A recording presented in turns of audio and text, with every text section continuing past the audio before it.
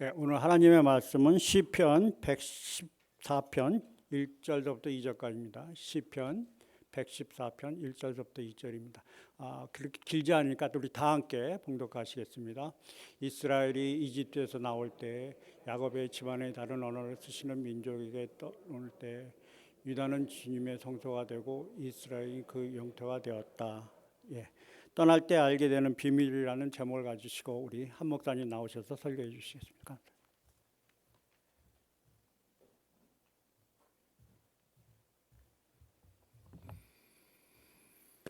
반갑습니다. 우리 자업분들에게 이렇게 한번 인사 나눴으면 좋겠습니다. 사랑합니다. 축복합니다. 같이 인사 나누겠습니다.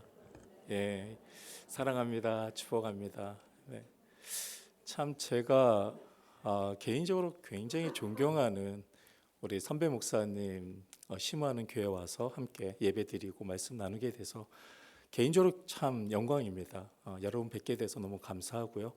오늘 말씀을 통해서 하나님이 주시는 귀한 그 하나님의 비밀을 좀 잘 깨닫고 돌아가시는 그런 복된 축복된 그러한 예배 시간 되었으면 좋겠습니다. 오늘 장로님께서 읽어주신 말씀 시편 114편 1절에서 2절 말씀을 가지고 떠날 때 알게 되는 비밀이라는 제목 가지고 함께 말씀 나누도록 하겠습니다. 오늘 말씀을 바라보는 우리의 자세가 좀 달라야 돼요. 지금 현재 시편 저자는 시편 이 내용에서 많은 감춰진 비밀들을 지금 딱 묶어놓고 그리고 짧은 2절에 이 말씀을 가지고 우리에게 전달해 주고 있어요. 그냥 우리가 그냥 일반적인 그러한 생각 가지고 이 말씀을 보게 되면 그냥 훅 지나가는 말씀이에요. 근데 이 말씀에 담겨져 있는 그 뜻을 잘 이해한다면 이 말씀이 얼마나 우리의 삶에 위로가 되고 격려가 되는지 모릅니다. 이 말씀은 여러분이 두 가지 관점을 가지고 바라보셔야 돼요. 말씀의 이 시대적 배경은 출애굽기 상황을 지금 설명하고 있습니다. 그러니까 지금 보시면 출애굽기 상황을 얘기하고 있지만 시편 저자, 시편 기자는 지금 어느 세대에 살고 있느냐면 출애굽 상황이 아니에요. 솔로몬 시대의 사람이 지금 출애굽 상황에 있는 자기의 선조들의 출애굽 사건을 보면서 이 시를 기록한 겁니다. 그러니까 두 가지의 관점이 있겠죠. 하나는 후대 사람이 지금 선조들이 가지고 있는 사건 하나를 바라보는 시선, 그 관점. 또 한 가지는 후대 사람이 아닌 그 출애굽 상황의 주인공이었던 출애굽 당사자들입니다. 똑같은 상황이지만 지금 현재 시편 저자는 어느 시대에 살고 있느냐면 사실은 시편 저자의 상황은 후대 사람이지만 이 상황 자체는 출애굽 상황이기 때문에 우리가 두 가지의 관점을 가지고 바라보지 않는다면 한 가지의 관점으로 바라본다면 지금 오늘 읽은 말씀은 도저히 해석이 되지 않습니다. 그렇다면 도대체 시편 저자는 우리에게 무엇을 알려주기 위해서 이렇게 시대 공간을 초월해서 두 가지의 관점으로 이해할 수 있는 시편을 기록했을까요? 이런 겁니다. 어떤 거냐면 시편 저자, 그러니까 후대 사람이죠. 후대 사람이 딱 보니까 출애굽기는요 축복이었어요. 구속사였어요. 하나님의 놀라우신 뜻이 그 속에 담겨져 있었단 말이죠. 근데 출애굽 당사자는 어땠을까요? 사실 출애굽 당사자들은 그 상황이 너무나도 괴로웠어요. 얼마나 괴로웠는지 이렇게 얘기합니다. 모세에게 네가 애굽에 장지가 없어서 우리를 이 사막에 이 광야로 이끌어 가서 다 죽이게 하느냐. 그러니까 그 당시의 사람들은 지금 굉장히 고통스럽고 괴롭고 힘들고 어려운 상황에 있다는 거죠. 그 당사자들은 힘들고 어려울지 몰라도 후대 사람이 그 사람들의 상황을 딱 보니까 상황은 힘들어요. 상황은 고통스럽고 어려운 상황이에요. 근데 후대 사람들이 그 상황을 해석해내는 것은 다르다는 거죠. 오늘 우리가 그런 거에 똑같아요. 우리도 우리 삶에 상황적인 부분들이 있잖아요. 근데 그걸 어떻게 바라보고 어떻게 해석하느냐에 따라서 그 상황을 이해하는 우리가 달라지더라고요. 그거를 긍정적으로 해석할 겁니까? 그거를 아니면 부정적으로 해석할 겁니까? 그거에 따라서 내 삶에 하나님이 인도하시는 그 하나님의 특별하신 계획과 섭리가 나한테 다르게 달려오더라고요. 자, 보세요. 이 구조를 잠깐 설명해 드릴게요. 이렇게 얘기하잖아요. 본문에서 나타나는 이런 문법적 기조 중에서 가장 독특하게 나타나는 기조가 사실은 대칭 구조잖아요. 지금 똑같은 이야기를 하는데 두 가지를 강조해서 이야기합니다. 보통은 성경에 강조를 하면 중요하다. 근데 여기서는 대칭 구조를 이루면서도 대꾸법을 사용했기 때문에 더 강조하고 있어요. 같은 이야기인데 두 가지 다른 패턴을 가지고 똑같은 것을 우리에게 알려주고 있죠. 대표적인 예가 이런 거예요. 이스라엘과 그 다음에 여기 에집트 이제 애굽이라고 이제 제가 설명을 할게요. 이스라엘과 애굽은 같은 의미가 아니잖아요, 그렇죠? 이스라엘 민족이 애굽을 나오는 거예요. 그러니까 이스라엘하고 그 다음에 또 밑에 보시면 뭐라고 하냐면 애굽의 집안은 같은 대칭을 이루고 있습니다. 또 이집트와 다른 언어를 쓰는 민족, 이거는 같은 대칭을 이루고 있습니다. 그러니까 본문에서는 지금 뭘 얘기하냐면 야, 이스라엘 민족이 애굽에서, 그리고는 시동사가 나와요. 성경에서는 시동사가 나오잖아요. 그러면 굉장히 중요하게 보셔야 돼요. 왜? 예전에 고대 근동 지방은요, 기록하지를 못했기 때문에 다 머릿속에 메모리했습니다. 그래서 만약에 시동사가 잘못 이해가 되면 굉장히 잘못된 해석이 나와요. 그래서 성경에서 당사자는 지금 현재 진행형으로 출애굽을 가고 있지만 지금 이 시편을 기록한 기자는 후대 사람으로 과거형으로 보고 있어요. 그러니까 두 가지 다른 시대로 지금 관점으로 이 상황을 보셔야 됩니다. 이스라엘 민족이 애굽에서 출애굽할 당시에 애굽에서 종노릇했잖아요. 너무나도 괴로운 시간들을 보냈단 말이죠. 그래서 400년 동안 끊임없이 하나님 앞에 하나님 이 상황을 벗어나게 해주세요. 우리가 종노릇하지 않고 주의 백성으로 살게 해주세요. 라고 기도를 하고 하나님께 울부짖으셨어요. 하나님 참 이상해요. 그렇게 울부짖는 이스라엘 백성을 잠시 내비둬요. 마치 버린 것처럼. 고통당하고 힘들고 어렵고 하루하루 삶이 마치 지옥같이 살고 있는 이스라엘 민족을 마치 버린 것처럼 400년 동안 내비둔단 말이죠. 그럼 하나님이 정말 이스라엘 민족을 미워서 버리셨을까요? 우리 그렇게 믿지 않잖아요. 하나님이 400년 동안 이스라엘 민족을 애굽에 놓은 이유가 있다라는 거죠. 출애굽의 기원을 우리가 찾으려면 창세기로 돌아가야 됩니다. 창세기에 보니까 야곱의 집안이 70인이 요셉이 총리 시절 때 애굽으로 내려갑니다. 70명이 내려가지만 나중에 출애굽할 당시에는 200만 명이라는 그 민족으로 큰 민족을 이룹니다. 그것은 하나님께서 아브라함에게 약속하신 내가 너로 큰 민족을 이룰게, 그 언약의 말씀 하나님은 한치의 오차도 없이 하나님이 이루시기 위해서 400년이라는 시간을 인내하고 참으신 거죠. 하나님은 인내하고 참으셨지만 우리의 삶은 괴롭고 힘든 시간을 견뎌내는 거죠. 마치 뭐와 같은 거냐면 하나님 보시기에 약속하셨던 그 큰 민족, 그 민족을 만들기 위해서는 하나님께서는 그 민족이 살아갈 수 있는 터전이 필요한데 사실 가나안 땅은 그런 만한 땅이 아니었어요. 먹을 수 있을 200만 명이라는 사람이 먹을 수 있는 양식이 부족했고 200만 명이 입을 수 있는 옷이 없었고 살 수 있는 그러한 집이 없었단 말이죠. 하나님 그래서 어떻게 했냐면 아브라함의 약속을 지키시기 위해서 70인의 야곱의 식구를 애굽에 넣어가지고 400년이라는 시간 동안에 200만 명이라는 큰 민족을 만드시고 하나님은 아브라함에게 약속하셨던 그 언약의 말씀 한치의 오차도 없이 큰 민족을 만든 후에 출애굽을 하나님이 단행하신 거란 말이죠. 근데 당사자들은 몰라요. 당사자는요, 지금 이게 하나님의 뜻이야? 하나님의 계획이야? 이거보다 내가 지금 만나고 있는 현실, 지금 내가 보고 있는 이 아픔과 괴로움과 걱정과 근심과 오늘 먹고 살아야 돼, 이거에 그냥 찌들려서 아무것도 보이지 않는 거죠. 근데 후대 사람은요, 딱 그 자리를 떠나서 후대에 들어가서 그 상황을 딱 비춰보니, 아, 하나님이 우리를 괴롭게 하시기 위한 것이 아니었네.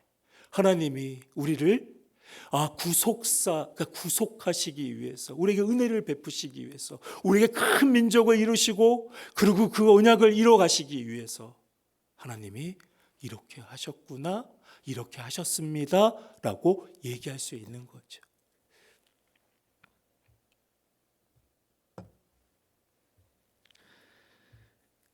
제가 전에 섬겼던 교회가 파사디나에 있었습니다. 그리고 그 당시에 저는 렌처 쿠카만과라는 곳에서 살았어요. 보통 한 40분 정도 거리가 되고요. 그리고 트래픽이 있으면 한 1시간 정도 거리입니다. 그때 제가 전도사 생활을 하고 있었는데요. 제가 그 금요일 같은 경우는 저희가 금요 기도회가 있었어요. 근데 이제 우리 사역자들은 전부 새벽 예배서부터 저녁 늦게까지 이제 예배를 다 준비하고 그리고 예배를 드리게 됩니다. 보통 제가 저희 교회는 5시 반에 새벽 예배가 시작이 되는데, 이제 그러면 저는 한 4시 반쯤에 떠나야지만 예배를 준비하고 예배를 참석할 수가 있어요. 그러니까 보통 한 4시 정도에 일어나서 준비를 하고 그리고 떠납니다.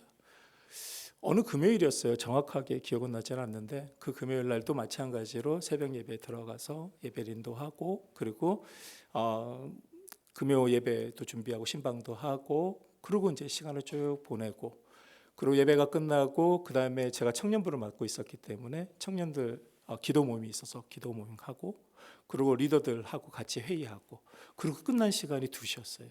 새벽 2시요. 그러니까 제가 새벽 4시에 일어나서 그 다음날 새벽 2시에 모든 사역이 마친 거죠. 그러고는 너무 피곤했어요. 진짜 말 그대로 그냥 쪄든 거죠. 그냥 혼이 나갔어요. 운전을 하고 210번을 타고 쭉 갑니다. 그리고 57번을 딱 지난 다음에 갑자기 뒤에서 번쩍, 그러면 삐용삐용삐용 경찰한테 잡힌 거죠. 제가 생각해 보니까 저는 몰랐는데 제가 아마 졸면서 이렇게 흔들흔들 이렇게 좌우로 왔다 갔다 하니까 누가 신고를 했는지 아니면 경찰이 봤는지 금방 붙더라고요. 근데 그날따라 안개가 좀 껴 있었어요. 그러니까 뭐 사실 최악의 상황이었죠. 근데 이제 풀오버를 해서 경찰이 물어보더라고요. 혹시 뭐 술 마셨냐? 그래서 아니다, 내가 너무 피곤해가지고 그래서 아마 그랬던 것 같다 그랬더니 그 경찰이 저에게 이렇게 얘기해요. 몇 가지 테스트를 하더라고요. 뭐 눈동자 테스트하고 뭐 여러 가지 테스트를 하더니 보니까 제가 피곤했던 거죠. 이 경찰이 저한테 라이센스 달라해서 이제 체크하고 그 다음에 와서는 저한테 이렇게 워닝을 하더라고요. 너가 이렇게 운전하면 사고가 날 수 있으니까 잠시 쉬었다가 그러고 가라고. 사실 하나님 앞에 너무 섭섭했던 거예요. 제가 이렇게 죽도록 그렇게 새벽부터 이 저녁 늦게까지 사역하고 집에 가는데 티켓까지 띄어야 됩니까? 라고 굉장히 마음이 섭섭했는데 그 경찰이 그 한마디에 얼마나 감사한지 알겠다고. 그러고는 한 10분 정도 거기서 잠도 깨고 그러고는 다시 운전하고 딱 프리를 타고 그리고 딱 가고 있는데 글쎄요, 한 1마일에서 1.5마일 됐나요? 그날따라 안개가 꼈었는데 원래 그 길이 안개가 참 많이 끼는 곳입니다.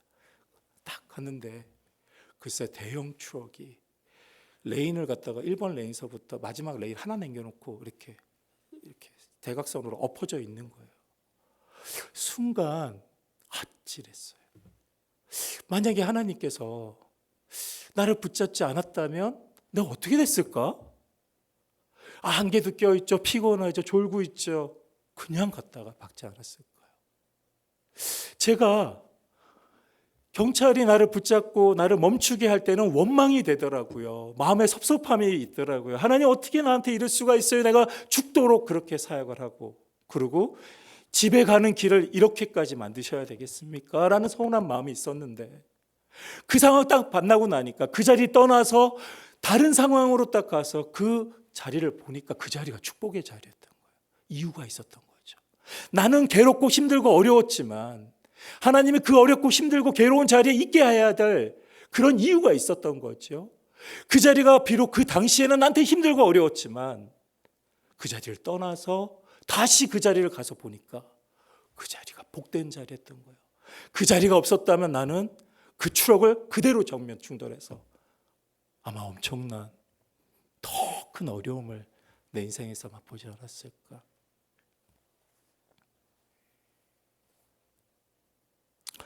여러분 어떠세요? 그런 경우 없으신가요?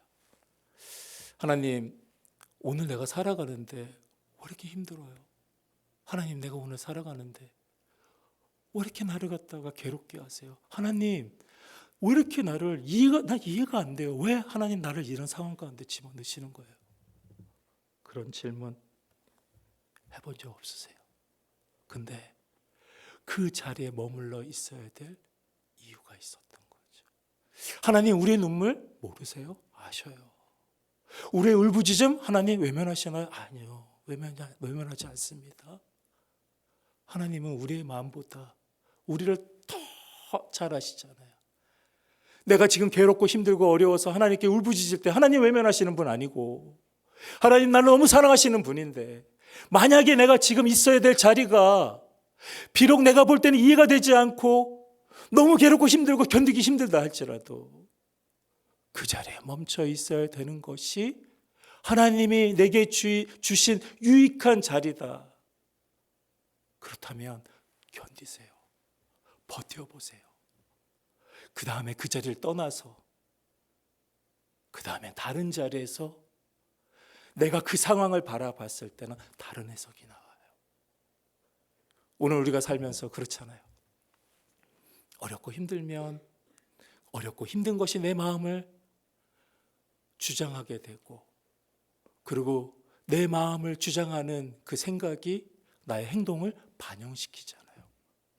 내가 오늘 하나님 앞에 어떻게 하고 계세요? 그게 바로 지금 내가 하나님에 대한 나의 마음이에요.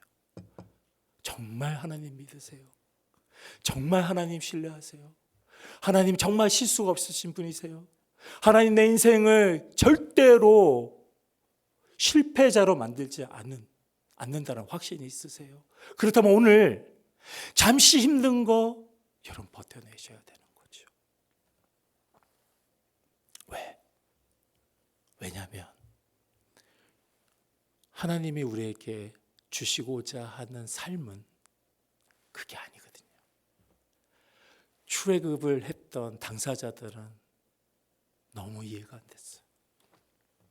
그런데 후대 사람이 그걸 보니까 선조들은 그 삶을 후회하고 그 삶을 괴로워하고 그래서 하나님께 원망하고 그리고 죄를 짓고 그랬을지 몰라도 후대 사람들은 보니까 하나님이 우리 선조들을 사랑하셨구나. 하나님은 저 선조들을 통해서 하나님의 계획과 섭리를, 그 구속사를 하나님 이루셨구나. 후대 사람과 그 당사자의 사람의 해석이 다른 거는 바로 그 상황을 떠나지 않으면 우리가 알 수 없기 때문에 그렇습니다. 우리가 지금 만나고 있는 상황은 다 그림자예요. 그리고 진짜 하나님이 우리에게 주시고자 하는 삶은 내가 있던 자리에서 잠시 떠나게 되면 그 하나님의 놀라우신 비밀을 우리가 깨닫게 된다는 거죠. 두 번째, 우리가 한번 같이 생각해 봐야 될 거는요. 말씀 한번 띄워주시겠습니까? 보니까 이번에는 이런 말이 있어요. 이집트, 그 다음에 다른 언어를 쓰는 민족, 그러니까 애굽하고, 그러니까 똑같이 이집트나 애굽을 지칭해서 얘기하는 겁니다. 여기서 방언, 제가 가지고 있는 성경은 이제 방언이라는 언어, 여긴 다른 언어 이렇게 써여 있는데 제가 가지고 있는 성경은 이제 방언이라는 말이 쓰여져 있는데요. 이 히브리어의 이 그 방언이라는 말은 라이즈라는 단어를 사용을 했습니다. 이거는 이제 뜻을 이해할 수 없다, 그리고 뚜렷하지 않다, 뭐 이런 뜻을 가지고 있습니다. 사실 애굽 사람들은요, 이집트 사람, 이 애굽 사람들은 이스라엘 민족이 굉장히 골칫덩어리였어요. 왜냐하면 일단 첫 번째 언어가 통하지 않잖아요. 말이 통하지 않다라는 거는 가장 먼저 생각나는 게 뭔가요? 불편함 아닌가요? 전 미국에 온 지 꽤 오래됐지만 지금도 영어가 불편해요. 이상하게 이렇게 그 미국 사람 이렇게 만나면 굉장히 이렇게 사람이 이렇게 소심해지고 이렇게 막 쪼그라들어요. 왜 그러냐면 언어가 되게 힘들고 어렵고 불편하기 때문에 그런 거 아니겠어요? 우리 강 목사님하고 저는 이제 30년 지기 이제 선후배 관계인데요. 제가 미국 처음에 왔을 때 영어 한 마디도 못하고 그런데 한 번은 여태까지 다른 사람들이 이렇게 같이 가가지고 주문도 해주고 먹는 것도 사주고 그래서 문제가 없었는데 하루는 제가 이제 그 맥도날드 버거킹이었네요. 버거킹 가서 주문을 해야 되는 상황이 된 거죠. 주문을 딱 했어요. 근데 이제 매번 이제 그 제일 쉽게 그때 당시에는 뭐 넘버 1, 넘버 2 이런 거 없었습니다. 그때는 다 따로따로 주문했어야 돼요. 갔더니 맨날 쉬운 거, 뭐 빅맥, 그다음에 뭐 콕 이렇게 시켰어요. 그러다가 어느 날 용기를 냈어요. 내가 콕보다는 스프라이스, 사이다를 좀 먹어봐야 되겠다. 스프라이스. 그래서 가가지고 뭐 이제 빅맥이란다. 버거킹의 그 왓버를 시켰어요. 그러고는 드링크 뭐 주겠냐 그러길래 제가 그대로 한국식 발음을 읽었어요. 스프릿 그랬어요. 그랬더니 what 그러는 거예요. 근데 순간 사람이 이렇게 자신 있게 얘기했다가 상대방이 그렇게 얘기하면 쫄잖아요. 쫄았어요. 그래서 처음에 얘기했던 어감보다 좀 작게 스프릿 그랬더니 또 못 알아들어. what 그러는 거예요. 그래서 콕 플리스 그래서 콕 마셨던 경험이 있어요. 이게 언어에 대한 불편함이 이거잖아요. 뭘 하나 제대로 주문해가지고 먹지를 못하는 거야. 언어가 이렇게 불편해요. 사실 이집트에 살고 있었던 이스라엘 민족은요, 이스라엘 민족뿐만 아니라 애굽 사람도 불편해. 왜? 서로 커뮤니케이션이 안 되니까. 저 사람을 이해를 못 하잖아요. 나도 이해시킬 수 있는 방법이 없고 언어밖에 없는데 그 언어가 안 되니까 얼마나 불편하겠어요. 더군다나 애굽의 성향은요, 되게 배타적이에요. 다른 민족을 받아들이는 그러한 성향의 나라가 아니었단 말이죠. 그러니 두 살림하는 게 얼마나 힘들겠어요. 근데 시편 저자는 왜 그 불편한 관계, 방언, 다른 민족 이런 단어를 사용했을까요? 똑같이 그냥 애굽, 이집트 이런 단어 놔두고요. 거기에는 이런 의미가 담겨져 있는 거예요. 야, 봐봐. 너희 선조들이 살았던 그 지역이 어떤 지역인 줄 알아? 애굽이야. 풍요, 거기 가면 넉넉함 이런 거를 지칭하지 않고요. 시편 저자가 이렇게 설명해요. 방언, 다른 민족, 불편함 이걸 얘기하고 있어요. 왜 이렇게 시편 저자는 불편한 거를 자꾸 부각시켰을까요? 여러분 잘 아시다시피 애굽은 영적으로 보면 세상을 지칭하잖아요. 이스라엘은 하나님의 나라, 하나님의 백성을 지칭하잖아요. 하나님의 나라의 사람들이 애굽에서 불편 없이 산다면 그거야말로 잘못된 거잖아요. 그러니까 시편 저자는 뭘 얘기하냐면 너희들은 구별된 사람이야. 너희들은 세상에서 구별된 사람이야. 그러니까 당연히 세상에서 불편해야지. 왜? 하나님에 속한 사람들이니까. 하나님의 사람이 세상에서 불편 없이 사는 게 그게 복이냐? 아니라는 거죠. 후대 사람이 이렇게 얘기해요. 그 사람이 복되고 이스라엘 민족이 복됐던 이유는 세상에 살면서 편하고 그리고 안정감을 느꼈던 것이 아니라 하나님에 속했던 사람이 세상에서는 불편한 거죠. 그리고 어떤 소망을 가졌냐면 세상이 불편하니까 하나님의 나라에 대한 소망만 가지고 사는 거예요. 제가 섬겼던 교회에 한 장로님께서 저의 마음을 굉장히 아프게 한 적이 있습니다. 이분은 오랫동안 자바에서 비즈니스를 하셨던 분이세요. 어떤 이야기를 이제 신방 가가지고 장로님하고 뭐 이런저런 얘기를 하다가 그랬는데 장로님 비즈니스를 워낙 잘하셔가지고 어떻게 이렇게 장로님 수단이 좋으셔요? 어떻게 이렇게 비즈니스를 이렇게 크게 잘 이렇게 만드셨어요?라고 여쭤봤더니 목사, 그때는 제가 전도사였는데 전도사님 저한테는 한 가지 방법이 있어요. 노하우가. 그게 뭡니까 장로님? 그랬더니 저는 거래처한테는 제가 믿는 사람이고 장로라고 얘기하지 않습니다. 그래서 교회 장로님이신데 왜 얘기를 안 하셨어요? 그랬더니 그 얘기하면 불이익 당해요. 이렇게 얘기하시는 거예요. 세상에서 평안함이 어떤 건 줄 아세요? 이런 거예요. 다른 한 장로님은 캐나다에서 오셨어요. 제가 너무 존경하는 장로님이세요. 이 장로님은 캐나다에 계시다가 투자 이민으로 미국에 오셨던 분이세요. 그리고는 꽤 규모가 있는 멕시칸 마켓을 인수하셨어요. 이민 절차에 필요한 투자였기 때문에 그걸 딱 하시는데 모든 절차가 딱 끝나고 키를 딱 받으셨어요. 마켓 인수하는 거에 키를 받고 마켓을 딱 들어갔더니 들어본 거죠. 마켓이 잘 되는 마켓은 아니에요. 규모는 큰데 적자를 보고 있는 마켓이었던 거예요. 이렇게 보시면서 어떻게 이 마켓을 살릴까 이렇게 봤다가 어떤 한 부스에서 딱 멈추셨대요. 그리고 그 부스를 딱 보니까 너무 걸리는 거예요. 그 부스는 그 성인 잡지를 파는 부스였어요.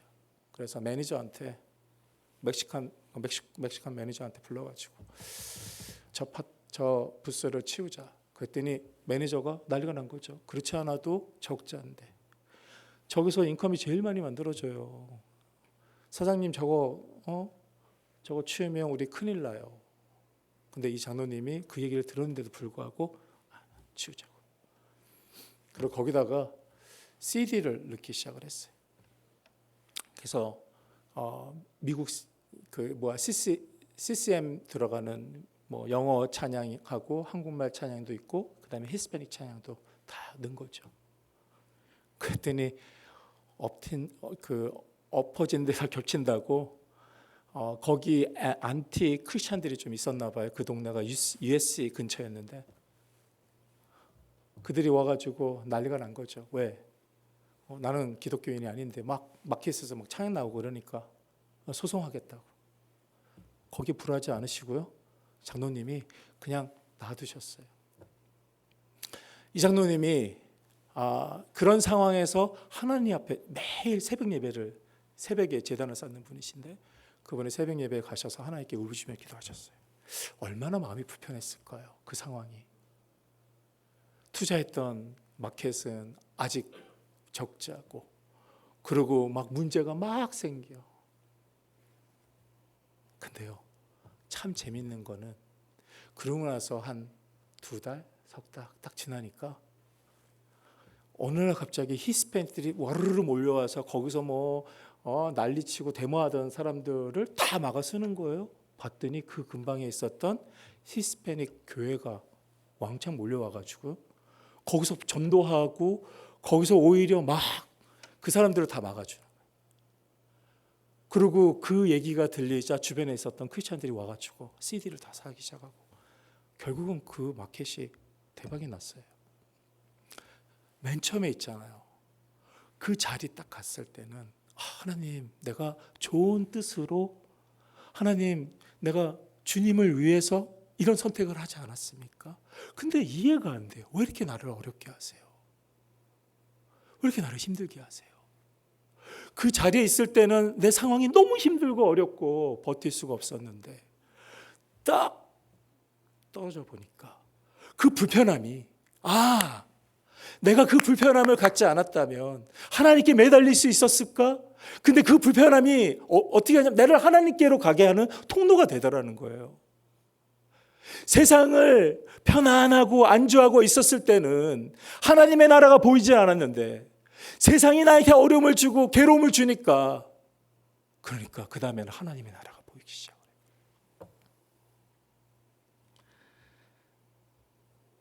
지금 불편하세요? 만약에 여러분 삶이 지금 불편하시다면 여러분 잘 살아내시는 거예요. 여러분 불편하시기 때문에 하나님 나라에 소망을 두고 살 수 있다면 그게 복된 겁니다. 제가 섬겼던 청년 중에 하나가 이런 고백을 하더라고요. 참 마음이 좋았어요. 그 고백 들으면서. 한국 대학교에서는 그 신입생들을 모아놓고 그 과 오리엔테이션을 할 때 술자리가 있다고 합니다. 그 자리에는 교수도 오고요. 그래서 이 친구는 예수를 잘 믿는 그런 자매였는데 과 오리엔테이션이니까 갈 수밖에 없었던 거죠. 그래서 그 자리에 참석을 했어요. 근데 술이 돌아가네. 그러니까 한편은 마음이 불편했던 거예요. 이거 어떡하지? 그러고는 이렇게 생각을 한 거죠. 막 고민한 거죠. 이거를 거절하면 혹시 교수한테 내가 불이익을 당하지 않을까? 그런 생각이 막 있는데 딱 온 거예요, 교수가. 그러니까 이 학생이 얼떨결에 그냥 받아버렸어요. 그러고는 이래도 되나? 그러고 있는데 교수가 쫙 돌고, 그리고 이제 몇 안 남았어요. 그리고 한 자기 건너편에 있는 어떤 여학생 앞에 교수가 딱 섰는데 그 교수가 술을 딱 따르려고 하니까 이 여학생이 이렇게 얘기해요. 교수님, 저는 예수 믿기 때문에 술 안 마십니다. 그랬더니 그래? 그러더니 그냥 가더래요. 이 여학생이 너무 후회가 되는 거지. 이게 우리의 얘기 아닌가요? 나에게 불이익이 올까 봐 내가 크리스찬임을 만약에 감춘다면, 그 불편함을 감수하지 않는다면 정말 하나님에 속한 사람일까요? 이 얘기를 하는 거예요. 오늘 시편 저자가 우리에게 하고자 하는 얘기는 바로 그 얘기예요. 내가 세상의 불편함을 수용하고 그리고 그 불편함 때문에 하나님의 나라를 바라볼 수 있다면 그게 복이라는 거죠. 네가 머물러 있는 것을 의식하고 그 머물러 있는 것에 그냥 마음 뺏겨버리면, 그러면 하나님의 계획과 섭리, 그 구속사를 볼 수가 없다라는 거죠. 근데 내가 머물러 있던 자리 잠시 벗어나서, 잠시 떠나서 다시 그 자리를 바라보니 그 자리가 복된 자리였던 거죠. 그 자리가 복이었던 거예요. 예수님 십자가에 못 박혀 돌아가실 때 제자들은 예수는 실패자라고 생각을 했어요. 왜? 십자가는 저주거든요. 메시아가 십자가에 달려 돌아가신다? 도저히 이해가 되지 않는 거예요.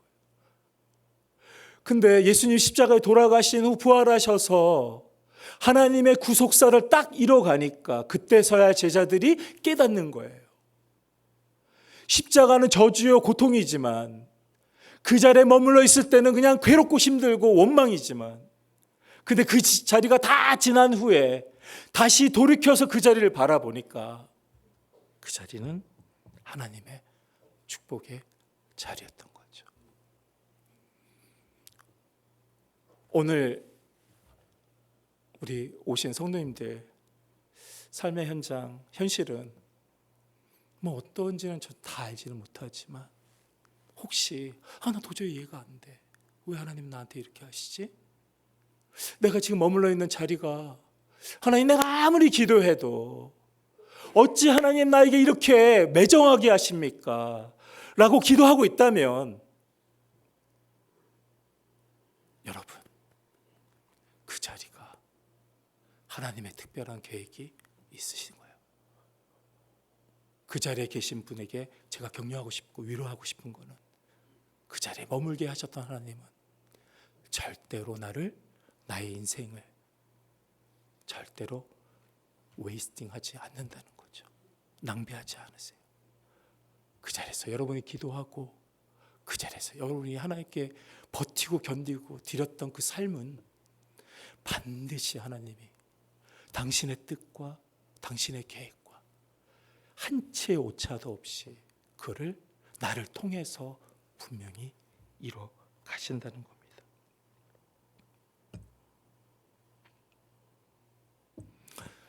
우리가 머물러 있었을 때는 몰랐는데, 근데 그 자리를 떠나서 다시 내가 있었던 자리를 보니까, 그 자리는 하나님의 계획과 섭리가 있었던 자리였던 거죠. 여러분이 그걸 볼 수 있다면, 그 비밀을 깨달을 수 있다면, 그럼 여러분 하늘의 소망을 보고, 내가 비록 이 땅에 살고 있지만 하나님의 나라의 소망을 보고 살아갈 수 있는 바로 주의 사람들인 것입니다. 오늘 함께 예배했던 모든 성도님들이 그런 하나님의 사람, 그런 소망을 가지고 이 땅에 살아갔었으면 좋겠습니다. 우리 이 찬양 드리고 마음의 결단하는 시간 좀 가졌으면 좋겠습니다. 우리